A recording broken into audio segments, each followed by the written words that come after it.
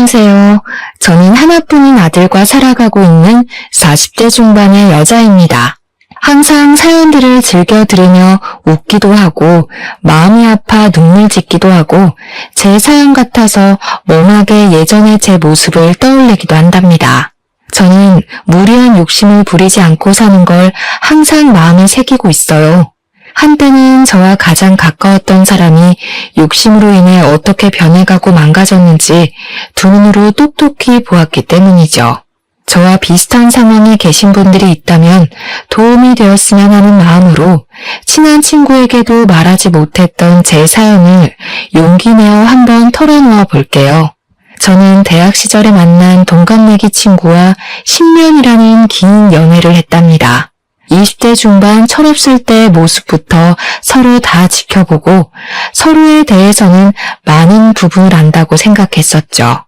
남자친구도 저에게 참 헌신적으로 잘해주었고 이만한 성품과 다정함을 가진 남자는 드물 거라고 늘 생각해왔답니다.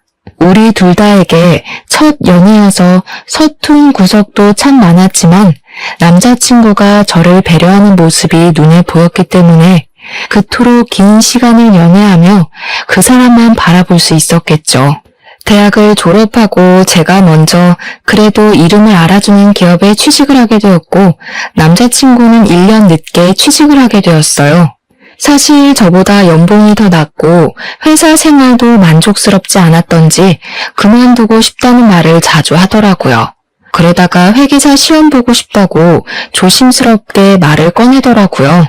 워낙 어려운 시험이라 준비하는 것만 해도 3, 4년은 잡아야 하고 한 번에 붙는다는 보장도 없으니까 제가 원하면 헤어져도 할 말 없다고 말이죠. 저도 곧 30이 되니까 불안한 마음이 있었지만 남자친구를 믿어보기로 하고 내가 열심히 뒷바라지 해줄 테니 한번 해보라고 허락해줬네요. 그렇게 남자친구는 6년이나 수험생으로 지냈고 저는 직장을 다니며 일주일에 한 번 보는 데이트 비용이며 소소한 선물들에 매달 용돈까지 내주었어요. 매주 엄마가 남자친구를 위해 반찬도 만들어줘서 날라다 주기 바빴고요. 말이 6년이지 남자친구가 시험에 떨어질 때마다 너무 힘들었답니다. 공부에만 전념해야 하는데 나 때문에 집중을 덜해서 자꾸 떨어지는 게 아닐까 하는 생각이 들 때도 있었고 저도 나이가 점점 들어가는데 이렇게 남자친구만 믿고 있어도 되는지 고민도 많이 했었죠. 하지만 남자친구가 더 힘들 걸 알기에 묵묵히 기다려줄 수밖에 없었고 결국 합격을 했을 때 정말 기뻤답니다. 남자친구는 다 제 덕이라면서 이제 취직하면 바로 결혼을 하자고 말하더라고요. 남자친구 부모님도 자주 배웠었는데 제 공이 크다면서 이제 고생 끝이니 결혼해서 행복하라고 덕담을 해주시며 흔쾌히 허락해 주셨죠. 그렇게 일사천리로 양가 부모님의 축복을 받으며 결혼을 했답니다. 신혼 1년 동안은 제 인생에서 가장 행복한 시절이었어요. 남편도 회계사 사무실에 빠르게 취직이 되어 열심히 일을 배우며 기반을 닦았고 예전 회사에 다닐 때보다 월급도 많이 올라 안정적인 생활을 할 수 있었답니다. 남편은 일이 많은지 야근을 하는 날이 늘어났고 저도 출근하느라 힘들었지만 남편을 위해 아침도 꼭 따뜻한 밥과 국을 새로 해서 차려주려고 노력했죠. 남편의 건강을 위해서 저녁에도 퇴근하자마자 장보고 요리해서 무조건 고기가 들어간 팔첩 반상은 늘 준비했어요. 저는 30대 중반의 나이여서 임신이 어려울까봐 걱정을 했었는데 정말 감사하게도 금방 아이를 갖게 되었네요. 시부모님은 제가 복덩이라면서 저를 많이 예뻐해 주셨죠. 몸이 점점 무거워져 오고 남편이 그동안 고생했으니 이제부터 일을 그만두고 편하게 지내라고 말을 해주더라고요. 그렇게 저는 전업주부로 지내게 되었고 태교도 열심히 하면서 행복한 날들만 계속될 줄 알았답니다. 남편이 밤늦게 오는 날이 더욱 잦아지면서 저는 하루 종일 혼자 집에만 있으니 점점 외로워지더라고요. 호르몬 때문인지 감정도 들쑥날쑥한데 집에 돌아온 남편이 반가워서 옆에서 몇 마디 하면 피곤하다고 막 짜증을 내고 자버리는 날이 많아졌죠. 남편이 새로운 회사에 적응하기도 힘들고 일도 힘드니 그럴 수 있겠다고 머리로는 이해를 하지만 너무 서러워서 혼자 화장실에 들어가 몰래 울곤 했답니다. 제가 이해하려고 해도 정도는 점점 심해져서 새벽에 들어오는 날도 생기기 시작했죠. 일을 새벽까지 하는 게 말이 돼? 진짜 사무실에 있다가 오는 거 맞아? 딴 데 있다 오는 거 아니야? 딴 데 어디? 네가 봤어? 너 말 이상하게 한다. 상사한테 깨지고 일하느라 피곤해 죽겠는데 마누라가 돼서 위로는 못할 망정 의심하냐? 솔직히 새벽 4시까지 일하다 왔다는 게 이상하잖아. 그리고 요즘 나한테 너무 소홀한 거 알아? 맨날 짜증만 내고 뱃속의 아기한테 인사나 제대로 해준 적 있니? 야, 애가 나온 것도 아닌데 네 배때기에 대고 중얼중얼 하라는 거야? 그건 또 어디 드라마에 나오디? 피곤해 죽겠는데 집에서 할 일 없이 노니까 별 쓸데없는 얘기를 하고 있어. 나 자기 나가. 저에게 이렇게 소리를 지르며 막말을 하는 게 정말 내가 연애 시절부터 만났던 그 남자가 맞나 싶더라고요. 싸울 때도 큰 소리를 낸 적이 한 번도 없었거든요. 너무 충격을 받아서 그 이후로 저도 남편에게 더 이상 말을 걸지 않았답니다. 그랬더니 저를 달래주기는커녕 투명인간 취급을 하면서 거의 밤늦게 오거나 새벽에 오는 일이 잦아졌죠. 어느 날 천천히 걸어서 집 앞에 마트를 다녀오는데 갑자기 밑이 빠질 것 같이 느껴지며 참기 힘든 통증이 밀려오더라고요. 걸을 수도 없어서 그대로 길바닥에 주저앉았답니다. 그날따라 주위에 지나가는 사람도 없어서 도움을 청하지도 못하고 혼자 식은땀을 흘리며 통증이 좀 가라앉기를 기다렸죠. 친정은 차로 1시간 걸리는 먼 거리에 있었고 시댁은 신혼집과 가까워서 시모가 자주 집에 오곤 했거든요. 저는 얼른 시모에게 전화를 걸었고 바로 달려온 시모와 산부인과로 갈 수 있었답니다. 병원에선 경부의 길이가 너무 짧아졌다며 수술을 바로 하는 게 좋겠다고 하더라고요. 그렇게 저는 수술을 하고 입원을 하게 되었죠. 아기를 위해선 계속 누워 있어야 한다고 하더라고요. 저는 병실에서 힘없이 축 늘어져 있었는데 갑자기 옆에 있던 시모가 짜증을 확 내더라고요. 넌 집에만 있는 애가 왜 경부 길이가 짧아지니? 줄넘기라도 했어? 하마터면 아기가 큰일 날 뻔했잖아. 그렇게 조심성이 있니? 제가 얼마나 조심히 지내는지 어머니가 자주 와보셔서 잘 아시잖아요. 왜 그렇게 서운하게 말씀을 하세요? 얘가 뭘 잘했다고 말대답이야? 우리 손주 잘못됐으면 어쩔 뻔했어. 우리 아들은 매일 힘들게 일하는데 넌 집에서 가만히 있으면서 애 하나 간수하는 게 그렇게 어렵니? 아기는 저 혼자 지키나요? 애 아빠가 얼마나 무심한지 아기 잘 있냐고 연락 한 번을 안 해요. 요즘 매일 새벽에 들어와서 얼굴도 못 보고 살아요. 보세요. 지금도 어머니가 저 병원에 있다고 전화했는데도 연락 한 통 없잖아요. 내 앞에서도 이렇게 남편 흉을 보는데 지 부모 앞에서는 어쩔까 몰라. 너 그렇게 안 봤는데 아주 앙칼지다. 남편이 일하느라 연락 못하는 건 당연한 거고 늦게 들어오면 힘들겠다고 걱정을 해줘야지. 너는 끝까지 네 생각뿐이야? 더 이상 대화를 해봤자 속만 더 상할 것 같아서 저는 눈을 감아버렸어요. 시모는 씩씩대더니 문을 쾅 닫고 가버리더라고요. 저는 서러움에 몰려와서 감은 눈에서 쉴 새 없이 눈물이 흘러내렸답니다. 남편은 제가 이틀 동안 입원해 있는데도 찾아오기는커녕 연락도 하지 않았어요. 저는 친정아버지의 부축을 받아 집으로 돌아왔고 엄마가 옆에서 보살펴 주시고 밥도 차려주셔서 기운을 좀 회복할 수 있었답니다. 친정 부모님은 남편의 태도에 화가 나셔서 한마디 하실 요량으로 밤늦게까지 기다리시다가 결국 집으로 돌아가셨어요. 남편은 또 새벽 늦게 술에 취해서 들어왔더라고요. 저는 침대에 누워있어야 했기 때문에 며칠째 씻지도 못하고 누워있었는데 남편은 방에도 들어오지도 않더라고요. 저는 결국 방으로 오라고 소리를 질러댔고 남편이 짜증이 가득한 얼굴로 들어오더라고요. 네가 인간이야? 내가 수술받고 입원해 있는데 괜찮냐는 연락 한 통 없을 수가 있어? 그리고는 또 새벽에 들어와. 이게 간땡이가 부었나? 어디 남편한테 막말을 해. 이래서 너처럼 수준 안 맞는 애랑 살 수가 없어. 너는 참 팔자 좋다. 남편이 회계사라 돈도 잘 벌어다 줘. 일도 안 하고 집에서 쳐놀고. 뭐? 쳐놀아? 내가 너 6년을 먹여 살렸는데 나는 1년도 집에서 못 노니? 거기다 네 애까지 임신했는데 너 툭하면 그 얘기하는데 내가 회계사 된 게 진짜 네 덕인 줄 알아? 내가 공부해서 내가 시험 붙은 거야. 네가 시험 대신 봐줬냐? 자꾸 네가 뒷바라지 했다고 발목을 잡아대니까 내가 정이 더 떨어지는 거야. 말 다 했어? 너 진짜 나랑 10년 연애했던 남자랑 같은 놈 맞니? 왜 이렇게 변했어? 아니 이게 네 본 모습이야? 아 시끄러워. 너랑 말싸움하기도 지겨워. 너 집에서 논다고 머리도 안 감냐? 돼지처럼 살이나 찌고 떡지고 냄새나고 진짜 역겨워. 에이. 남편이 코를 막는 신호로 하면서 방문을 쾅 닫고 나가버리는데 진짜 기가 막히더라고요. 당장이라도 따라 나가서 멱살을 잡고 싶었지만 흥분하면 아기가 위험해질 수 있으니 저는 안간힘을 다해 마음을 진정시키려고 애썼답니다. 저는 시모에게 울면서 전화를 했는데 저에게 괜찮냐고 위로를 해주지도 않더라고요. 그러고는 아기가 우선이니까 일단 친정집에 가서 출산할 때까지 가 있으라고 쌀쌀맞게 말하는 게 아니겠어요? 저는 그렇게 몇 달 동안 친정집에서 지내며 출산 준비를 했답니다.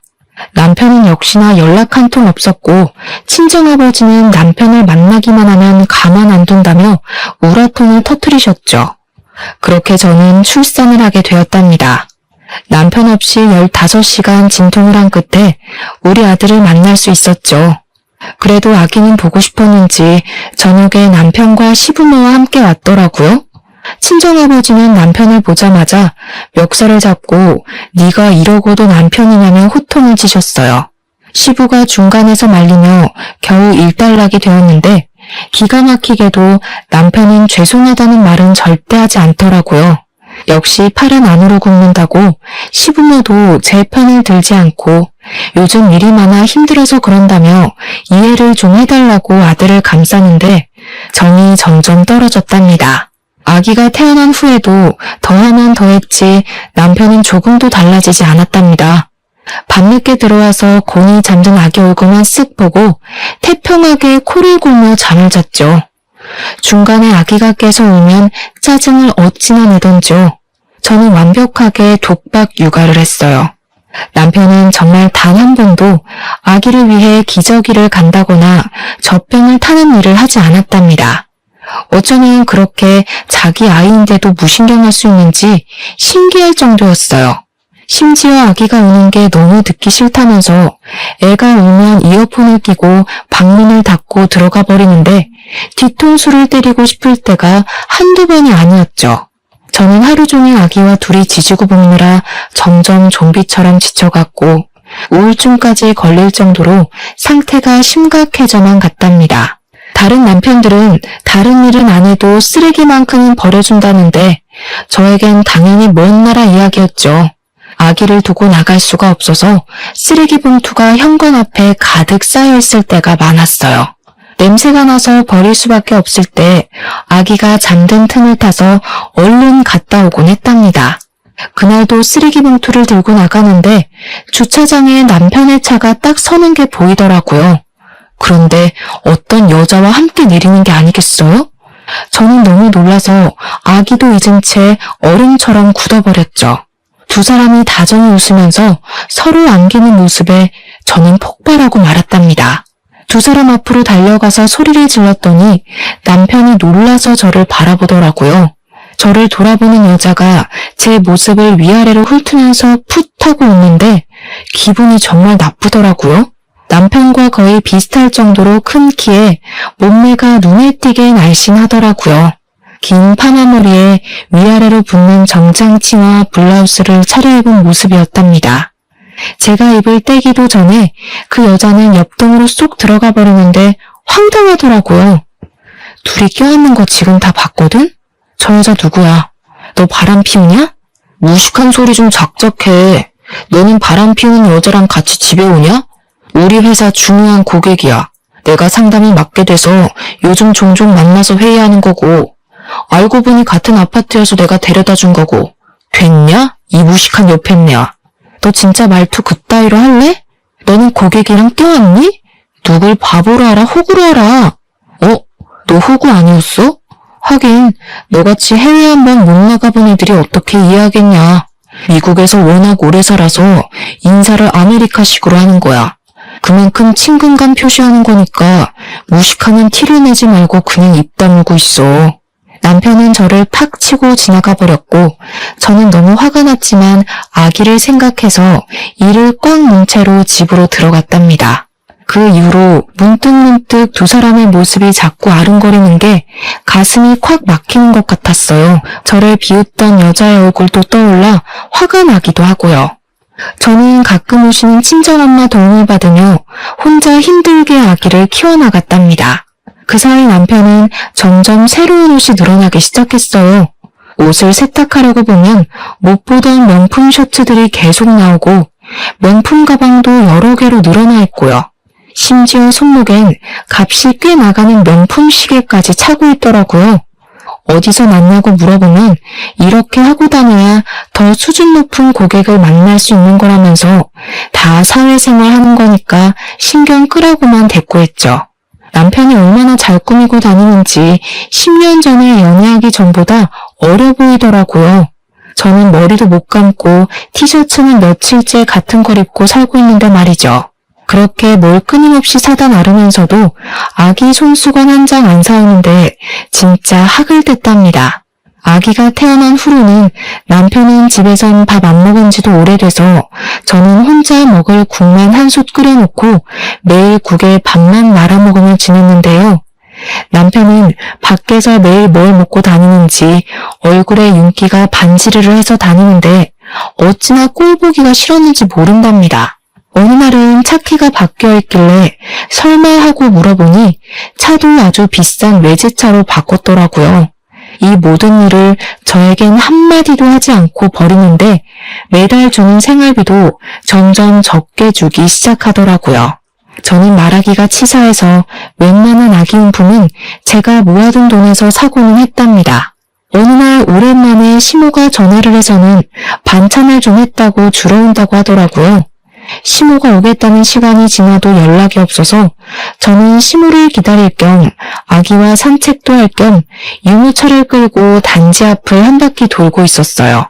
거의 집 앞에 닿았을 때 시모가 옆동에서 나오는 걸 보게 되었죠. 어머니, 왜 거기서 나오세요? 오랜만에 오셔서 헷갈리셨어요. 거기는 옆동이에요. 아니, 여기에 내 친구가 살아서 잠깐 수다 좀 떤다는 게. 근데 너는 왜 나와 있니? 어머니 기다리면서 아기랑 한 바퀴 돌았어요. 너무 집에만 있어서 바람 좀 쐬고 싶어서요. 근데 반찬 가지고 오신다면서 빈손이시네요? 시모는 깜짝 놀라면서 다시 옆동으로 들어가셨죠. 저는 현관 앞에 서서 바라보다가 엘리베이터가 12층에 서는 것을 보았답니다. 그러자 시모가 묵직한 쇼핑백을 들고 내려왔더라고요. 그렇게 집으로 함께 들어온 시모는 집안을 샅샅이 훑기 시작하더라고요. 저는 영문을 몰라 그냥 지켜보고만 있었답니다. 여기 먼지 좀 봐라. 너는 집에 하루 종일 있으면서 청소도 안 하니? 식탁에 이거 국 말라붙은 자국하며 집이 아주 돼지우리가 따로 없네. 아기 입으로 먼지 다 들어간다는 생각도 안 해? 저 혼자 아기 보느라 밥 먹을 시간도 없어요. 잠수정이 심해서 계속 안고 있어야 되고요. 청소할 시간이 어디 있겠어요. 어머니 아들은 집에 새벽에 들어와서 옷만 갈아입고 나가요. 애 얼굴도 안 보고요. 야, 누구네 안 키워봤어? 난 애 둘 키우면서도 농사도 짓고 살림 다 했다. 지금은 빨래도 세탁기가 해줘. 청소도 청소기 돌리면 끝인데 힘들긴 뭐가 힘들어? 애 하나 키우면서 요새는 네 남편은 돈 버느라 하루 종일 뛰어다니는데 돈을 버는 건지 안 버는 건지 생활비도 점점 안 주는데 제가 어떻게 알겠어요? 도대체 밖에서 뭘 하고 다니는 건지 저도 궁금해 죽겠어요. 내 아들 힘들게 일하는데 생활비 적게 준다고 바가지 긁기만 해봐. 그리고 너 옷 꼬락서니까 그게 뭐니? 네 남편이 너 그런 모습 보면 정 떨어질만 하다. 남편이 회계 사면 너도 그 수준에 좀 맞게 하고 다녀야 남편 기가 살 거 아니야. 시모를 오랜만에 만난다고 반가운 마음이 들었던 것도 잠시였네요. 시모는 예전보다 더 쌀쌀맞고 못되게 저를 대하더라고요. 저는 남편보다 더 변해버린 시모의 태도에 더욱 상처를 많이 받았답니다.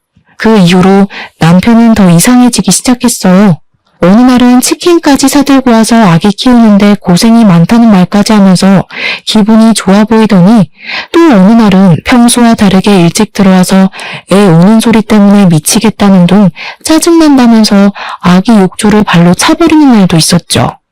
어느 날은 눈도 벌겋게 충혈되고 다크서클이 심한 얼굴로 저에게 대뜸 돈을 요구하는 게 아니겠어요? 이번 달 생활비 준 거 있지? 그거 남은 거 있으면 다시 보내봐. 아니다. 모아놓은 돈 좀 없어? 참나. 누가 들으면 생활비를 500원 줬는지 알겠네. 꼴랑 100만 원 줘놓고는 그걸 다시 달라고? 이미 다 쓰고 돈 없어서 친정 엄마한테 빌려 쓰고 있어, 이 화상아. 집구석에 처박혀 있으면서 벌써 그 돈을 다 썼어? 나 없을 때 맨날 뭔 짓을 하냐? 그럼 장모님이 빌려준 돈이라도 줘봐. 지금 당장 급해서 그래. 너 도대체 월급을 얼마나 받아? 너는 지금껏 나한테 월급도 제대로 말해준 적이 없어. 그 돈 다 어디다 쓰고 나한테 돈을 달라고 할 수가 있어? 넌 입만 열면 그놈의 잔소리. 잔소리 때문에 내가 너랑 말을 하기가 싫은 거야. 남편이 돈 좀 달라고 하면 급한 일이 있구나 하고 넘겨주면 될 일이지. 재수없어 진짜. 너 진짜 어디 나사가 빠진 것 같아. 너 요즘 진짜 제정신 아니야. 너 정신 차리려면 그런 것 같다. 이제 네 꼴 보기도 싫으니까 어디 혼자 잘 살아봐. 저는 화가 머리끝까지 나서 아기와 함께 친정으로 가버렸답니다. 남편과 마주하는 게 너무 고통스럽고 넌덜머리 났기도 했지만 어디 한번 충격 좀 받아보라는 뜻도 있었는데 몇 주가 지나도 연락 한 통 없더라고요. 남편에게 들은 건지 못 들은 건지 시모 역시 아무 연락도 없는 게 이상했어요. 그러던 중에 은행 업무를 보려면 가져가야 할 게 있어서 남편이 없을 것 같은 오후 시간에 잠깐 집으로 가게 되었답니다. 집에 딱 들어가니 현관 앞에 남편의 신발과 여자 구두가 놓여 있더라고요. 순간 뒷골이 찌릿하게 당겨왔고 본능적으로 남편이 집에 있다는 걸 느낄 수 있었죠. 거실로 가자 빈 와인병과 잔 2개가 놓여있고 안주로 먹은 듯한 음식 냄새와 술 냄새가 역겹게 나더라고요. 옷들도 거실 바닥에 어지럽게 흩어져 있었죠. 저는 조심스럽게 살짝 열려진 안방 방문을 열어보았답니다. 남편과 어떤 여자가 침대에서 자고 있더라고요. 저는 쇠망치로 머리를 세게 내려치는 것 같은 충격을 받아 억소리가 저절로 나왔답니다. 얼른 손으로 입을 꾹 눌렀어요. 이미 예전부터 심증이 있었던 상태였기에 증거를 잡아야 한다는 생각이 빠르게 스쳤답니다. 저는 곧바로 핸드폰으로 비디오를 찍었죠. 이젠 어떻게 행동해야 할지 정신을 가다듬으려고 노력하는데 마침 옷방에 걸쳐놓은 남편 양복에서 삐져나와 있는 핸드폰을 발견했습니다. 무슨 알림이 이렇게 많이 오는지 화면이 계속 깜빡이더라고요. 저는 핸드폰을 확인해 보았답니다. 어디로 입금하라는 메시지가 수도 없이 와 있고 전화도 몇십 통이 와 있더라고요. 얼른 사진들을 확인해 봤는데 상간녀와 찍은 사진은 없고 주식 그래프 같은 알 수 없는 그래프만 많더라고요. 어쩐지 수상한 느낌이 들어서 그 중에서 몇 장을 제 핸드폰으로 옮겨 담았답니다. 남편의 핸드폰을 제자리에 놓는 동시에 안방 문이 벌컥 열리는 게 아니겠어요. 한 여자가 표독스러운 눈빛으로 저를 쳐다보더라고요. 제 예상대로 예전에 남편과 주차장에 함께 있던 여자가 맞았습니다. 여자의 의기양양한 표정을 보니 속이 뒤틀려왔죠. 웬 도둑고양이가 들어왔나 했는데 사모님이셨네? 왜? 다 봤으면서 조용히 나가시려고? 그때 눈치챈 줄 알았는데 무슨 꿍꿍이가 있어서 잠잠한가 했더니 이렇게 증거 모으려고 조용히 있었던 거야? 야, 너는 남의 남편이랑 불륜이나 저지르면서 부끄러움도 없니? 어디서 잘난 척이야 상간녀 주제에. 저는 화가 나서 바로 상간녀의 머리채를 휘어잡았어요. 상간녀가 흰자를 뒤집어 까면서 제 머리를 잡으려고 팔을 휘젓더라고요. 저는 안간힘을 다해서 머리카락을 마구 뽑아댔어요. 상간녀가 비명을 지르기 시작했죠. 너 아파트 옆동에 사는 거 내 남편이 해준 거 맞지? 이제 다 알겠네. 생활비도 안 주고 돈 달라고 할 때 알아봤어야 하는데 다 니년한테 퍼주느라 그랬어? 그때였어요. 갑자기 눈앞에 별이 번쩍했는데 정신을 차려보니 제가 식탁까지 날아가 있었죠. 눈앞에는 저를 패대기 쳐버린 남편이 벌개진 눈으로 씩씩대며 노려보고 있더라고요. 지발로 나갈 땐 언제고 왜 기어들어와서 난리를 쳐? 감히 누구 머리채를 잡아? 니까짓 게. 야, 당장 나가. 너랑은 끝이야. 이혼 서류 보낼 테니까 도장 찍어 보내. 남편은 제 멱살을 잡고 현관까지 질질 끌고 갔답니다. 저는 버텨보려고 악을 쓰며 남편을 핥히고 방방 뛰었지만 황망하게도 아파트 복도까지 끌려나갔고 문이 쾅 닫히더라고요. 문이 닫히는 순간에 저를 비웃던 그 상간녀의 얼굴을 지금까지도 잊을 수가 없네요. 배신감과 수치심이 몸이 사시나무 떨듯이 떨려오더라고요. 저는 이를 악물고 시댁으로 향했죠. 저를 본 시모가 깜짝 놀라더라고요. 어머니, 지금 그 작자가 뭘 하고 있는 줄 아세요? 제가 지금 그 인간이 다른 여자랑 침대에서 자고 있는 걸 봤어요. 싹싹 빌어도 모자랄 판에 저한테 이혼하자네요. 저도 저런 개차반이랑 더 이상 살 미련이 없지만 너무 억울해서 어머니한테 왔어요. 결국 이 사달이 났구나. 일단 좀 진정을 해라. 너한테는 미안하지만 네 남편이 그 여자 아니면 죽겠다는데 어쩌겠니? 사실 여자 사귀어본 게 네가 처음이었으니 더 잘난 여자들도 많다는 걸 이제 한 걸 어쩌겠어? 네? 뭐라고요? 그럼 어머님도 알고 계셨다는 거예요? 제가 안 그래도 확인하려고 왔어요. 저번에 옆동 가셨던 거, 그 상간녀 집에 간 거 맞죠? 도대체 언제부터 아신 거예요? 손주 보기 부끄럽지도 않으세요? 자식 이기는 부모 있니? 그 여자랑 안 살면 죽어버린다는데 어떻게 그럼? 너도 봐서 알 거 아니야. 솔직히 너랑 비교가 되니? 키 크고 예쁘고 거기다가 미국 명문대까지 나왔단다. 지금은 그 뭐냐? 암튼 큰 투자회사 다니면서 돈도 잘 번대. 솔직히 지금 우리 아들이 회계사인데 너보다는 그 애가 더 수준이 맞지. 어머니도 제정신이 아니시네요. 아들이 와이프랑 자식도 내팽개치고 불륜을 저지르는데 그걸 맞장구 쳐주는 게 맞는 일이에요? 하긴 어머니가 양심이 전혀 없으니까 아들도 똑같이 닮아서 이런 인간 같지도 않은 일을 벌였겠죠. 그때 시모가 제 뺨을 철썩 때리는 게 아니겠어요. 저는 얼얼한 뺨을 감싸쥐고 시모를 노려보았답니다. 사람이 충격을 여러 번 받으면 이렇게 정신이 나가는구나 싶은 생각이 들더라고요. 듣자 하니까 아주 막 나가. 네 본 모습을 보니까 빨리 헤어지게 하고 그 애한테 새 장가 보내야겠다. 네 수준에 회계사 남편 뒀으면 감사합니다 하고 수발이나 잘 될 것이지.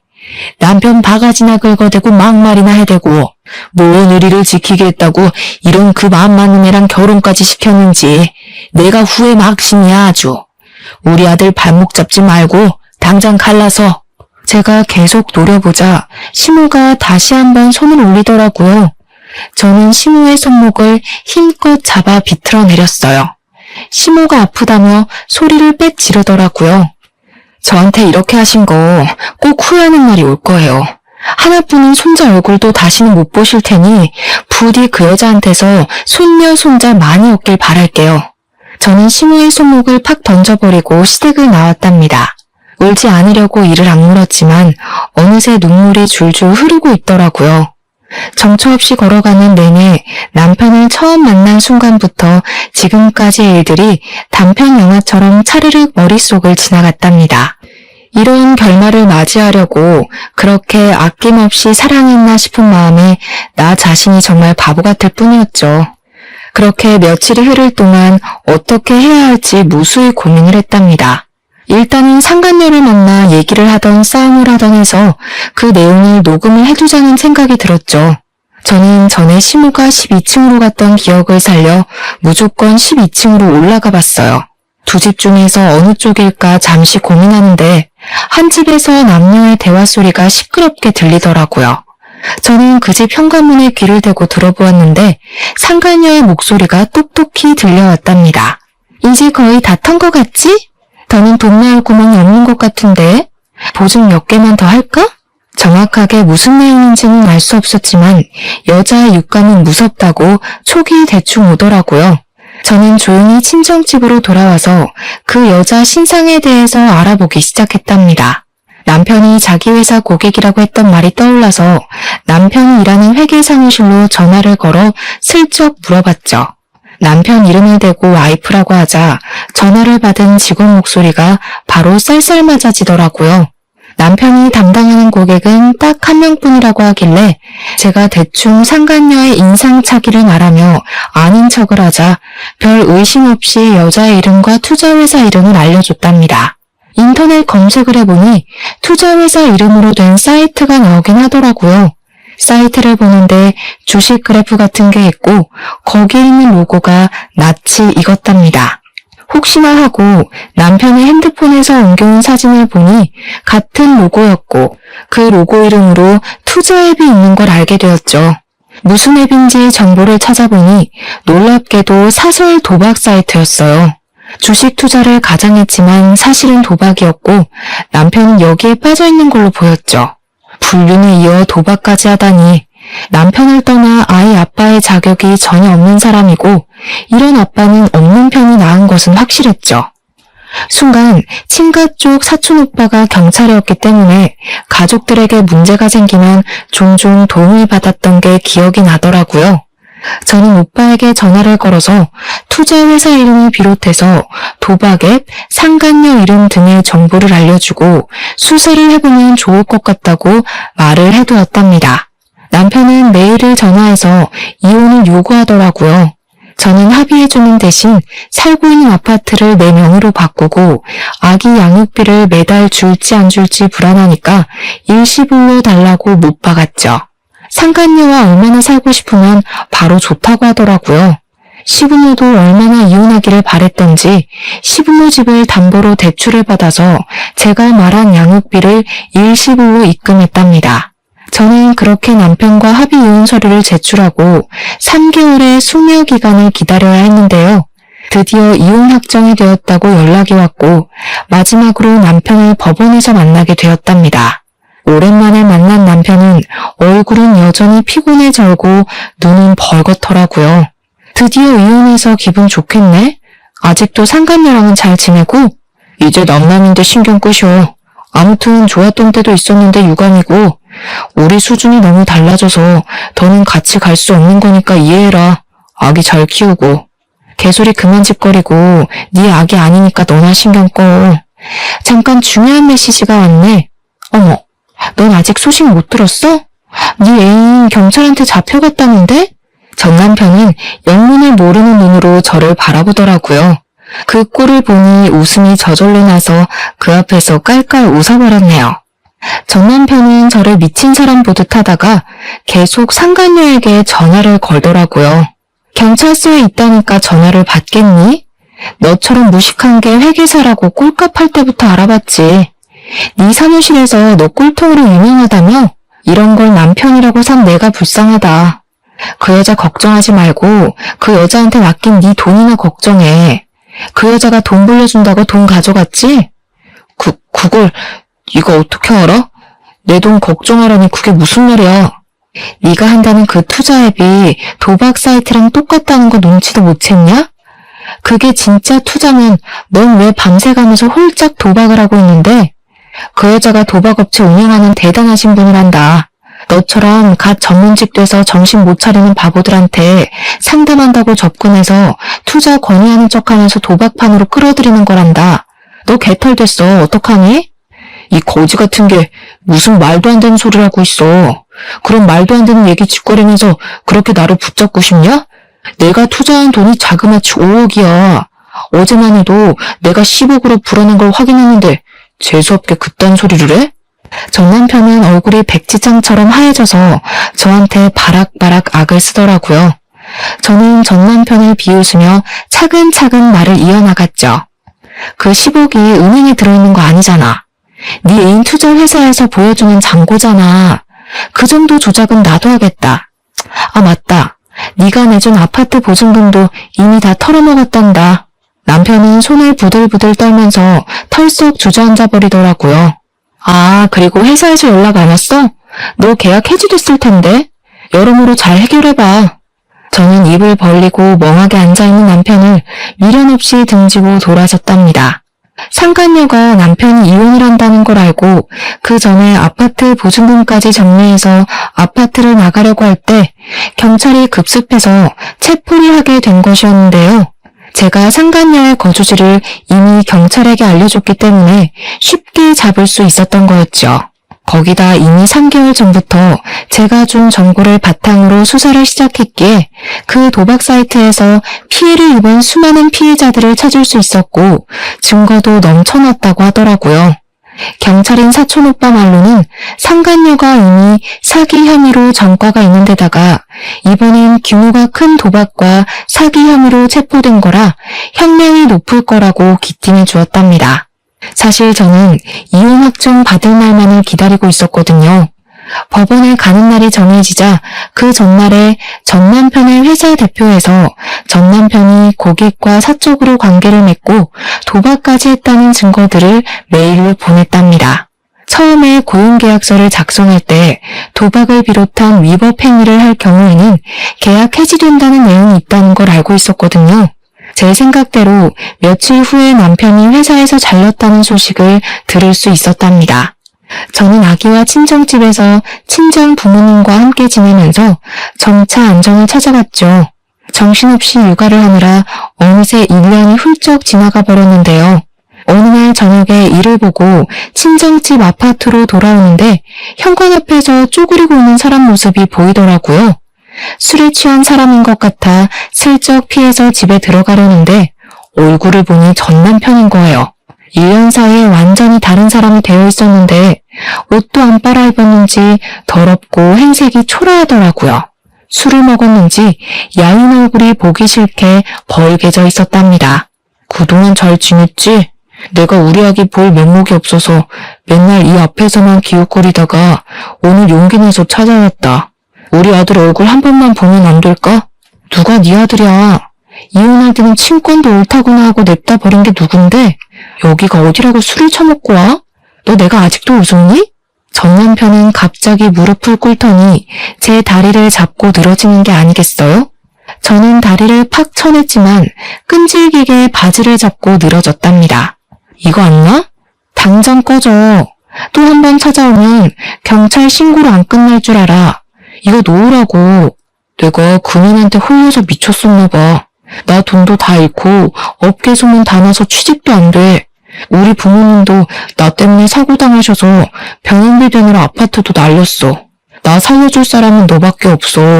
나 한 번만 용서해주라. 우리 다시 합쳐서 아기랑 행복하게 살자. 우리 아들 아빠 없는 애로 키울 셈이야. 들어보니 전 남편은 상간녀가 사기를 쳤고 결국 감옥에 갔다는 걸 믿을 수가 없어서 사방팔방으로 알아봤다고 해요. 10억이 들었다는 장고 역시 거짓이었고 심지어 상간녀가 체포되기 며칠 전에는 상간녀의 소개로 대부업체에서까지 억대의 돈을 빌려 그대로 그 여자 손에 넘겨주었답니다. 거의 7억이나 되는 돈을 날린 셈이더라고요. 상간녀가 진짜 자기와 특별한 관계라고 끝까지 믿었었는지 감옥에 거의 매일을 가서 만나보려고 했지만 상간녀가 면회를 거절한 건 당연했죠. 전 남편 말고도 피해자가 줄줄이 나왔지만 이미 상간녀는 돈을 다 빼돌리고 감옥에 간 거라 돈을 돌려받긴 힘들었답니다. 거기다 전 남편은 직장까지 잘려서 돈 나올 구멍이 없자 매일 술을 먹었는데 어느 날은 술 먹고 길바닥에서 자다가 조폭한테 잘못 걸려서 심하게 폭행을 당하게 되었다고 해요. 경찰에 연락을 받고 시부모가 급하게 경찰서에 오다가 교통사고가 났고 시모가 크게 다쳐서 지금까지도 의식이 없다더군요. 우리 다시 합치자. 네가 나 도와주면 나 금방 일어설 수 있어. 우리 부모님도 너랑 손주가 너무 보고 싶으시대. 우리 아들이랑 같이 병원에 한번 가주면 안 될까? 전 남편이 짓거리는 소리를 듣고 있으니 화가 점점 머리 끝까지 올라왔습니다. 저는 제 다리를 끌어안고 있는 전 남편을 세게 밀쳐버리고 집 안으로 들어갔어요. 부모님이 시끄러운 소리를 들으셨는지 현관 앞에 서 계시더라고요. 저는 엄마에게 얼른 아기랑 방으로 들어가라고 하고는 걸레 빠는 양동이에 변기물을 냅다 퍼다 담았답니다. 그걸 보신 아버지가 어느새 얼음을 양동이에 쏟아부으시더라고요. 제가 문을 벌컥 열자 고개를 푹 숙이고 있던 전 남편이 재빨리 고개를 들더라고요. 그 눈에 일말의 희망이 반짝하는 걸 보니 아주 꼴사나웠죠. 저는 냅다 양동이 물을 전 남편에게 들이부었답니다. 내가 인생에서 제일 후회하는 일이 뭐 같지도 않은 너 뒷바라지하고 밥상 차려바친 거야. 뭐? 우리 아들? 기저귀 갈아주는 건 바라지도 않았다. 네가 여자한테 미쳐서 아들 얼굴 제대로 본 적이나 있냐? 한 번 안아본 적도 없는 게 어디서 우리 아들이래? 내 인생에 다시는 나타나지 마. 여보, 제발 예충을 생각해서 우리 아들 얼굴이라도 보여줘. 그럼 나 염치 없지만 5만 원만 좀 빌려주면 안 될까? 엄마 병원에 가야 되는데 차비가 없어서. 그때 친정아버지가 나오셔서 전 남편 멱살을 잡고 흔드시며 거지 새끼가 어디서 돈을 구걸하냐며 당장 꺼지라고 호통을 치셨답니다. 아버지가 전 남편을 아파트 출입구까지 질질 끌고 와서 패대기를 치셨고 저는 창문을 통해서 전 남편이 땅바닥에 구르는 모습을 지켜봤죠. 어이없는 건 그 후로도 몇 번을 더 찾아왔다는 건데요. 저는 일절 상대하지 않고 친정아버지가 해결해 주시고 한 번은 경찰 사촌오빠까지 와서 전 남편에게 호통을 치셨어요. 그 후로는 무서웠는지 더는 찾아오지 않았답니다. 마지막까지 정말 비겁하고 치실한 인간이라는 걸 확인시켜 주더라고요. 그렇게 저의 청춘을 다 바쳤던 전 남편과의 인연은 안 좋게 끝났지만 그렇다고 제가 살아온 인생을 다 부정하고 후회하지는 않는답니다. 그 과정에서 제 보물인 저의 아들을 얻을 수 있었으니까요. 저는 아이가 어린이집에 다닐 수 있게 되어 본격적으로 취직 준비를 하기 시작했어요. 언제까지나 친정 부모님에게 기댈 수는 없으니까 말이죠. 아이와 둘이 독립하여 살기 위해 안정적인 일을 구할 수 있는 자격증도 땄답니다. 덕분에 저는 집에서 가까운 회사에 취직을 할 수 있었고 지금은 전셋집을 얻어 아이와 씩씩하게 살아가고 있죠. 인생을 살면서 언제나 좋은 일만 있을 수도 없고 나쁜 일만 계속되지도 않는 것 같아요. 그저 매일 주어진 하루에 감사하며 충실하게 살아가려고 한답니다. 일을 힘들게 하고 돌아와서도 아이와 장난치고 꼭 안고 잠들면 모든 근심이 사라지는 것 같아요. 사연을 들으시는 분들 중에서 지금 벅차고 힘든 상황에 계시더라도 곧 지나갈 테니 조금만 더 힘내시라는 말을 전하고 싶네요. 들어주셔서 감사합니다.